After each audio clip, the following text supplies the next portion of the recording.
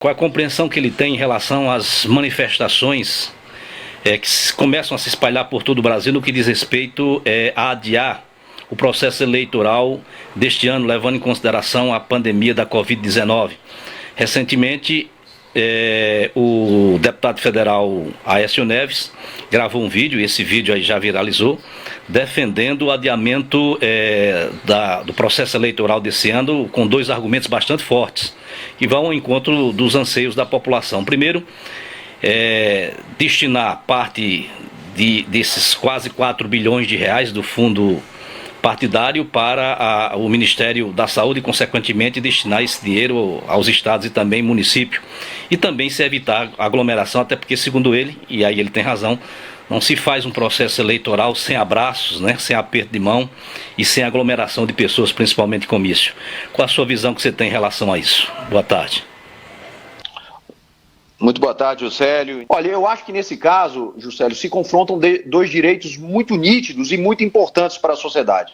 O primeiro deles, e talvez o mais importante de todos, diz respeito à preservação da vida, à incolumidade física da nossa população. Isso tem que ser colocado antes de qualquer outro valor, de qualquer outro interesse. Se, porventura, as autoridades de saúde nos disserem que não existem as condições objetivas para que a gente toque o processo eleitoral sem expor a nossa população ao risco, eu acho que ninguém deve sequer discutir esse tema. As eleições precisariam ser adiadas, precisariam ser colocadas em um outro momento da nossa história.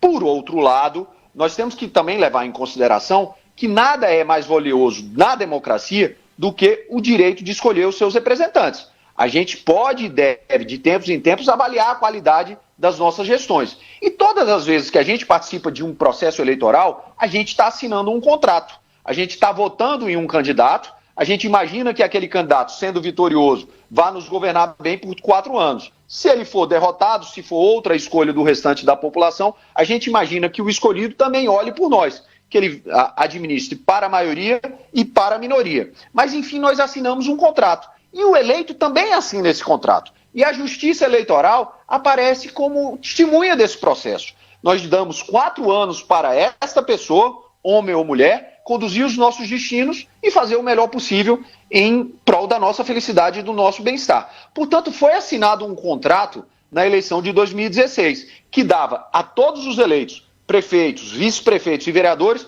4 anos para fazer o seu melhor em prol da população. Do ponto de vista, então, da democracia, do ponto de vista do respeito à Constituição, do ponto de vista do respeito à vontade e à soberania popular, o ideal é que nós tivéssemos eleições. Mas eu repito, isso só pode ser alvo da nossa discussão, isso só pode ser alvo do nosso debate se as autoridades sanitárias, se o Ministério da Saúde e as secretarias de saúde de todo o país nos disserem que não há risco para a nossa população. Porque se houver risco, a gente nem inicia essa tratativa. A vida é o bem supremo e tem que ser colocado acima de todos os outros valores.